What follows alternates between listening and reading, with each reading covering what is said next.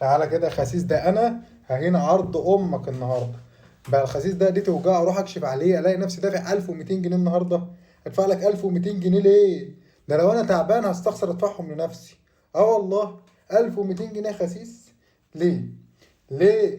خلاني النهارده ماشي عندي دوار، جالي دوخه. 1200 يا خسيس يا صبحي. ماشي يا خسيس، والله العظيم ثلاثة. اقول لك ايه؟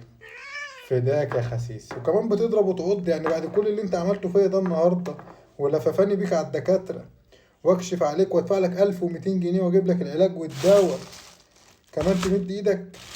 ده انا عقلي كان بيوزيني اسربك على فكرة. لا لا يا خسيس، ما اقدرش. المهم سلامتك وصحتك تبقى كويس. نعم انت خسيس، بس يلا يا صبحي الكلب ما يهونش عليا. فداك فلوس الدنيا كلها خسيس. فداك. ماشي. خسيس خسيس والله. تتعب تتعب تتعب.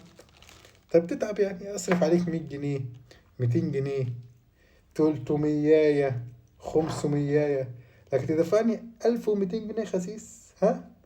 انت راضي عن نفسك كده وانت مدفعني 1200 جنيه؟ مبسوط؟ ها؟ ماشي يا خسيس ولا يهمك. قولوا الف سلامة لصبح يا جماعة، وربنا طمنا عليه كده ويبقى كويس. فداك يا خسيس، سلام عليكم.